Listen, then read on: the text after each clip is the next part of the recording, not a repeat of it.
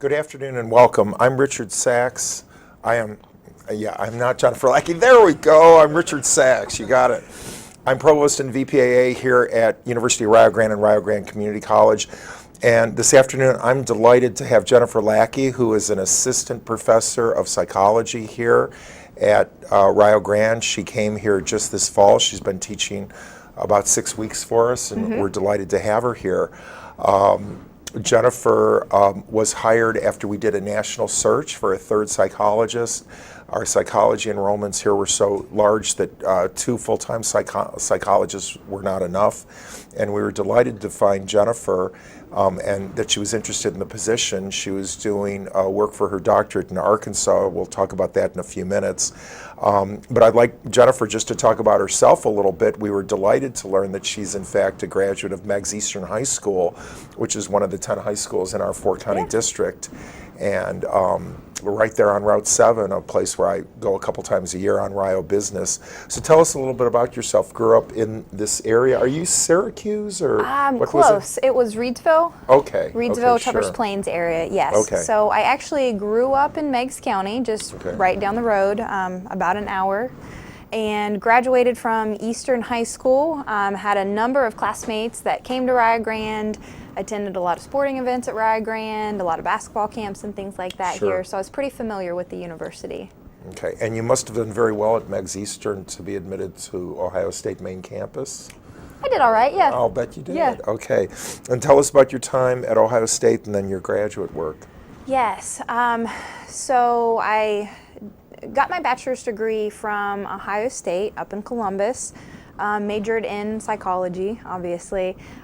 It was a completely different world going from small town Meigs County to Columbus. I went from high school classes where there was maybe 20 kids in a class to some of even my psychology classes at Ohio State that would have 200, some classes with 300 students in them. So a really different world, but I liked it. I liked being in the big city for a small amount of time and being a part of the great psychology program that they had there. Great, Yeah. great.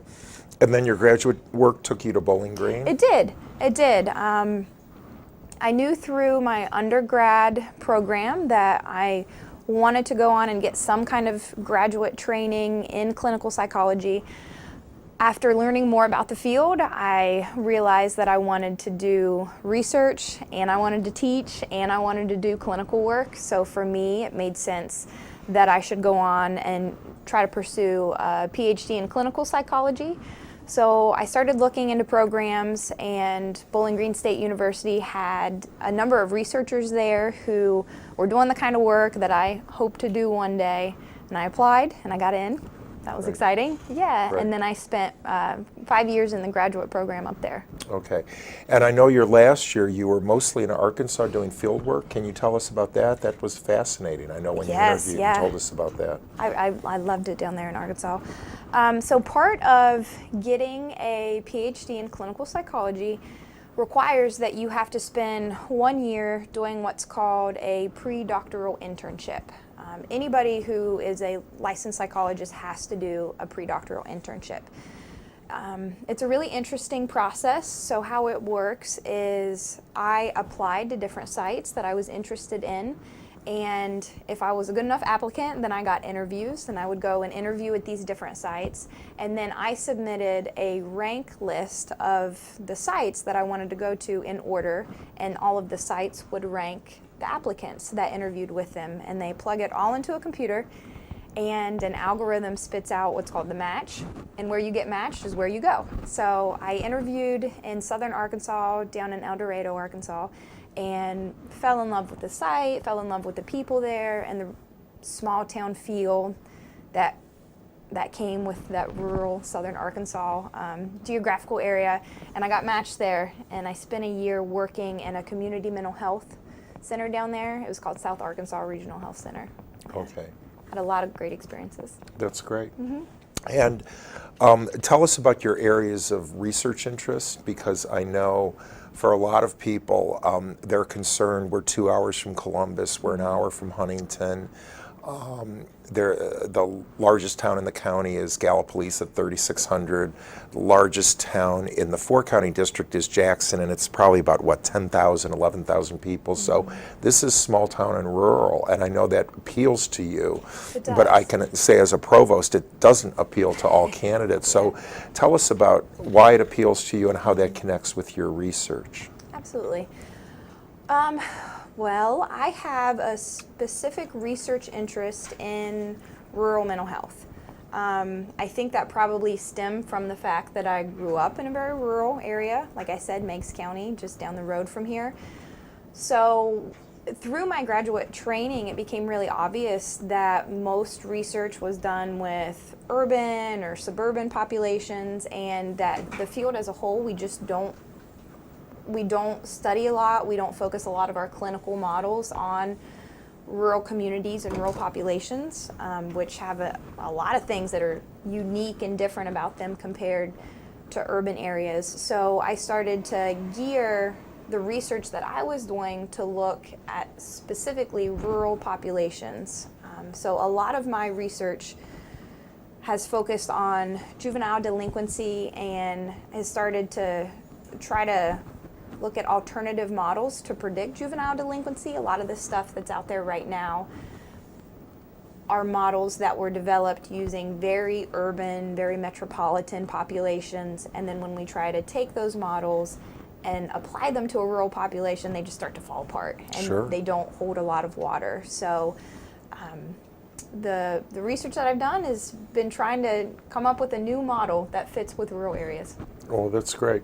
That's great. I know in medicine, they're noticing that so much of the time, the study groups they have are like middle-class white males, and then if they try to take it to Hispanic community or African American community, it may not pertain even genetically because there's certain predispositions and things like that. So that's fascinating that you see that same sort of connection.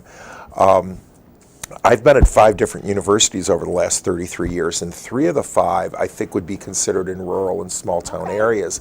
And that's always been a concern in terms of student affairs, that when I was in Metro Detroit or Metro Cleveland, I mean, both those cities get a lot of criticism in the national news, but the point is there's major league franchises, there's museums, there's 20 different movie theaters. You have a lot of different choices.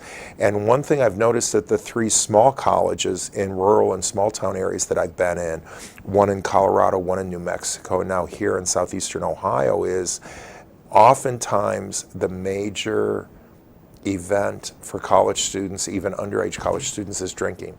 They try to find a place to drink. And the one thing I've noticed is if you're in a city area, there are usually immediate repercussions to that.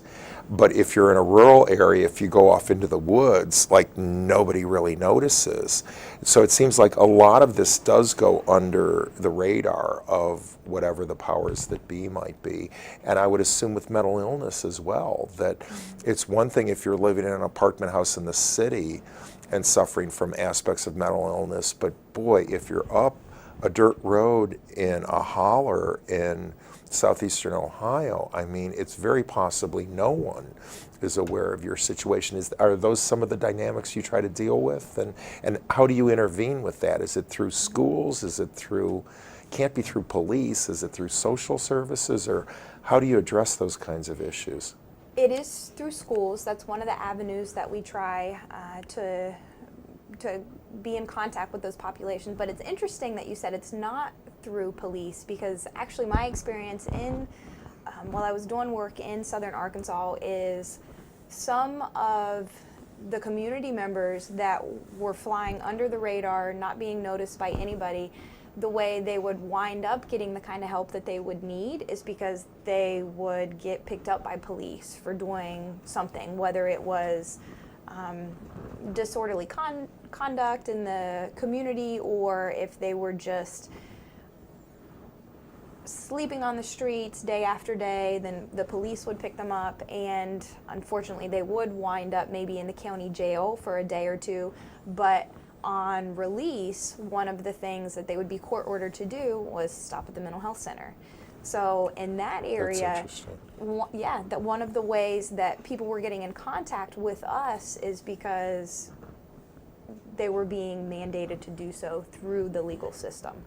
So in rural areas, we have to get creative with how we Sure. deliver our mental health. That was one of the things that I really enjoyed about working in Arkansas, but was also kind of heartbreaking.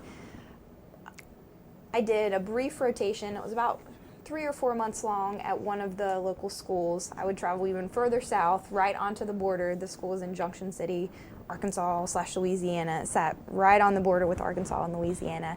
And we would go and deliver therapy services to those kids because a lot of them weren't able to make the 30-minute drive into El Dorado, Arkansas to get services.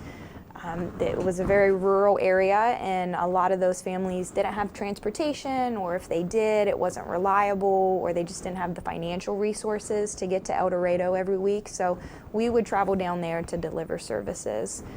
We have a lot of rural agencies will go and deliver services in homes sometimes. Sometimes it's just case management services and not necessarily therapy, but that's one way that we try to get at rural areas. You'll find a lot of these different community mental health centers in a rural area, like the one I worked at, would serve a huge catchment area. So we were located in a city, a small city, and we would serve 6 counties, and we had 2 satellite clinics that we would travel to. So we were serving a huge population of people that was scattered out all of southern Arkansas. Sure. As you were talking, I was thinking about other possible structures, and obviously churches might provide an area as well, but I'll tell you an interesting anecdote. This was probably about 20 years ago in the mid-90s. I met Henry Louis Gates, Skip Gates, who's a major African-American critic, and he was telling me at a conference about how Apple Computers wanted to help out black youth, and they contacted him, and he said, what you should do is put computers in the basements of Baptist churches and AME churches, African Methodist Episcopal churches. He said because those kids, to at least till they're 14 or 15, their mama's going to make them go to church and also make them go to Bible study. And he said if you have those in the basement of the churches, that would be great. So Apple went ahead and did it, and they caught a lot of flack for it because in America we like to separate church and state, and people were saying, what about the Muslim kids? What about the agnostic or atheist kids? Are they going to feel comfortable going to a church basement? Well, in an all-black neighborhood, they might, because I know even from growing up in Shaker Heights, Ohio, which is an integrated community, we would often end up playing basketball at a church basketball court or something like that, and it didn't matter what religion we were just there for basketball. And I'm hoping that Skip Gates thing worked as well. Either here in southeastern Ohio or in your experience in south central Arkansas, are the churches a venue for that as well, or are you limited by whatever philosophy the churches might have? For example, there may be psychological treatments that are cutting edge, but they may not align with church values. Right. It's a really interesting time in the field to be asking a question like that. I think that's something that we've been trying to tap into more as a field. For a very long time, it seemed like there was an opposition between these spiritual centers, whether it was a traditional Christian church or a synagogue or whatever it is, and psychotherapists. And a lot of individuals, it seemed like, were getting the message that therapists don't want to talk about your religion. It's something that you need to keep outside of the therapy room. What we're finding, though, is that if we try to bring it into the therapy room, clients are more than willing to talk about it. And one of the interns that was in Southern Arkansas with me actually had a specific interest in it. So he did some community outreach where he was reaching out to the local churches in that town, being in the Bible Belt, most of the places he reached out to were Baptist, a few were Methodist, and inviting those church leaders to come into trainings that we were hosting at South Arkansas Regional Health Center to learn how they could recognize some of their parishioners that might need to be connected with psychological services, how they as church leaders could differentiate who can be helped through this like clergy counseling that they do and who should really be referred to these more intensive psychological services. So we're trying to utilize those centers, but in order for us to do that, we really have to get buy-in from church leaders, and I think be inviting for the church leaders and not present ourselves as you can either go to your pastor for counseling or you can come to us to counseling, but really talk about how we can work together, I think, to serve the community. Sure. Well, that's a fascinating answer. Now, Jennifer, I know you've defined yourself as a clinical psychologist. For those outside the field of psychology, I know other psychologists define themselves as abnormal psychologists or behavioral psychologists. It's too bad as an English professor we don't have those things, because I think most of us would be abnormal English professors.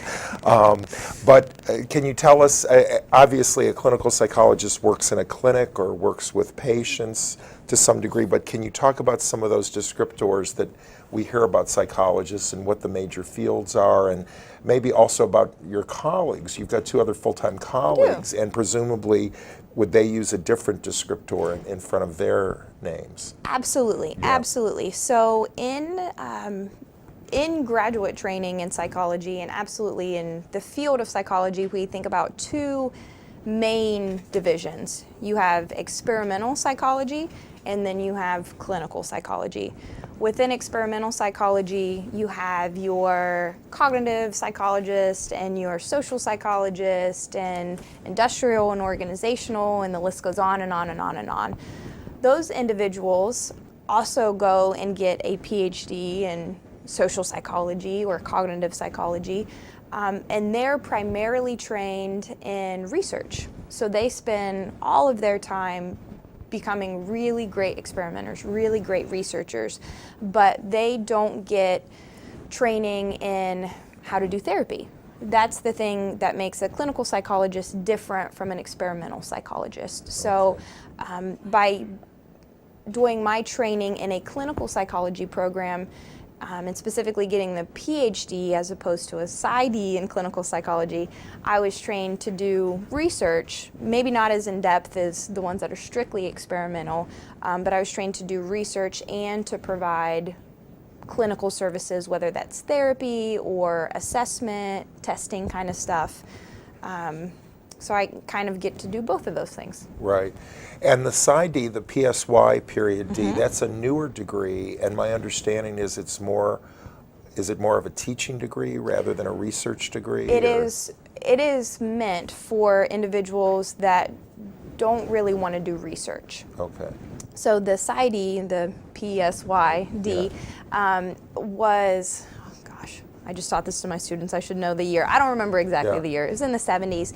Was it that long ago? Because I've only been aware of it for about 20, 25 years. Yes. But it's actually about 40 years old then. Okay. Yeah, absolutely. Okay. It's just become, you hear more about it now because there's starting to be conflict between the PhDs and the PsyDs, kind of like the Jets and Sharks or something. I don't know. Okay, yeah. But for the PsyD degree, if you have an undergrad that says, I know I want to go on and get doctoral level training, but I'm not interested in research, I don't want to do a huge dissertation and a thesis, then sometimes the PsyD is a better fit for them. So they get all of the clinical training that a clinical PhD would get, but they don't have to do nearly as much research or research training as we do. Well, it'll be interesting to see what happens with that degree if it remains viable, because I'm a PhD in English, and in the 60s, early 70s, before I got my degree, they started a DA degree, which is a Doctor of Arts, and it was specifically to teach composition, especially at the community college level. Composition and rhetoric, not literature at all. Because most of the PhDs, we get degrees in literature. I wrote a Faulkner dissertation. I'm sorry, I wrote a Faulkner master's thesis. I wrote a Melville dissertation. So we focus on literature. But most of us were teaching composition half or more of the time. So the DA degree was thought this will be people that focus on that and they don't expect to teach literature. At most of the small schools I've been at, the English professors are all PhD, and we get to teach one lit class and then 3 or 4 comp classes. But it's the lit class we really lust after and that we really focus on. And so they said, instead, why don't we get specialists in composition? So the DA was developed at University of Southern California, and then University of Michigan, where I got my PhD, started to offer it, and 8 or 10 other doctoral institutions offered it. And now most of those positions have closed because the English job market is so bad that they hire a PhD who has a literature specialist, but they end up teaching a lot of comp. There are a lot of unemployed and underemployed English PhDs on the market, and the PhD remained a more prestigious degree than the DA for multiple reasons, because a lot of the PhD people had comp and rhetoric lists, but they were doing all these other research things that the DA people weren't. So Michigan recently closed their program as well. Oh, wow. So I'm wondering if the same thing will happen, because again, I mean, as PhDs, it's easy for us to say, yeah, this is a better or more rigorous degree, but the employers were looking at it that way and saying, we have all these people, oh gosh, we have 80 people, and we have to get down to 3 people to interview. Let's just cut out the PsyDs, let's look at the PhDs. And I saw that happen with DAs and PhDs in English. I wonder if the same thing will happen. It's possible. I don't know, though. There's so many PsyDs out there, and there's such a need for psychologists that are just going to provide mental health services, that you have the PhDs that are generally looking for some kind of position in academia, or they're looking for a position at a research hospital, or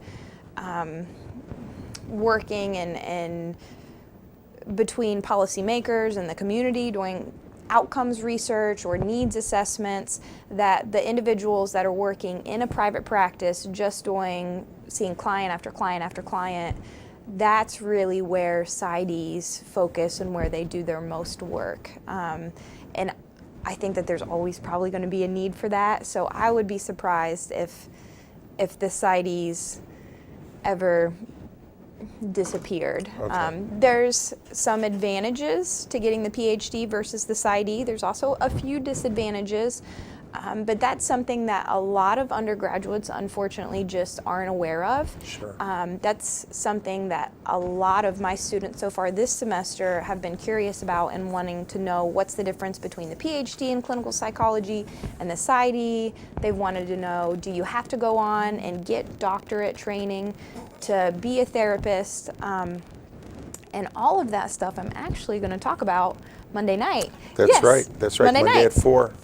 The psychology club here has invited me to come and speak with a lot of our undergraduates, so I can start to really parse out the differences for them, so they can make a good decision about what kind of training they might want to pursue after they get their degree here. Well, that sounds great. That sounds great, and I hope you have a good turnout for that. That's Monday, October 17th at 4 p.m. right here in Woodhall, room 115. We just have a few minutes left, and I have to bring up the issue of regional accents, because as somebody who went to school in San Francisco and then Cleveland, I don't have an accent. Okay, I have the standard way of pronouncing American English. And down here in southeastern Ohio, everybody always gives me the, you're not from around here, are you? Kind of look. And I say, well, I've been in Ohio in most of my life. And they always say, yeah, north of I-70. And I go, wow, you got that right. And then when our president came here a couple months after I hired in, President Johnston, she spent most of her life in Mississippi or Alabama. And I remember she was interviewing, she said, if I get the job, I'll get rid of the accent. I said, no, don't get rid of the accent. I said, they know I'm an outsider. I said, you don't sound local, but you still have a version of the Southern accent, so please don't get rid of that. And the way I frequently write y'all now in emails for you all for the second person plural, because the standard second person plural is just you and you. It's just like it doesn't matter whether it's singular or plural. And I love the you all. So if I'm sending an email to 6 or 7 people, I'm saying I need to make certain y'all are here at 4 o'clock on Monday.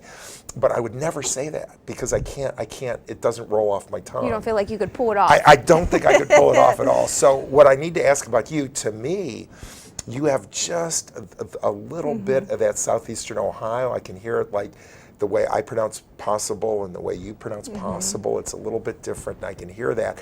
Tell me what it was like in Arkansas, especially that part, because I know northern Arkansas in the hills, the Ozarks toward Missouri, and that's a very unique, to me, type of Southern accent. But what was it like down there? Could they tell that you were an outsider? Absolutely, absolutely. Okay. It's interesting. When I'm in Southeast Ohio, I sound like people in Southeast Ohio. When I went to Columbus for my undergrad, they automatically asked, where are you from? They took guesses that I was from West Virginia or Kentucky. Sure. They thought in Columbus and absolutely in Bowling Green that I had a Southern accent. Right. When I went to Southern Arkansas, which they identify as the Deep South, I was immediately identified as a Yankee because that's my hilarious. Southern dialect was not Southern enough. Okay. But I have noticed I've picked up the y'all, and I do say it. That's been a consequence of living in Arkansas for a year and making some very good friends there who I still talk to pretty regularly. But they knew automatically I was not from Southern Arkansas. Okay, yeah, well, that's interesting. I love regional variations. We're down to our last minute. Tell us what you're teaching spring term and what you're excited about. General Psych, again, which I love my Gen Psych classes. Those are probably my favorite to teach. I'm also teaching Abnormal, which should be a lot of fun. That's when we're going to talk about all the different disorders, mental health disorders that individuals might have. And then I'm teaching Behavior Modification. So if you're trying to ring in all the crazy behaviors of kiddos or shape behaviors of a team, that's a great class for that too. Great, that sounds wonderful. Great, well, my thanks to Assistant Professor Jennifer Lackey, full-time psych professor here, and we're so delighted to have her, and we've had a wonderful conversation. Thank you very much for coming on the show. Yes, thank you, Dr. Sachs. Okay. Thank you. Okay.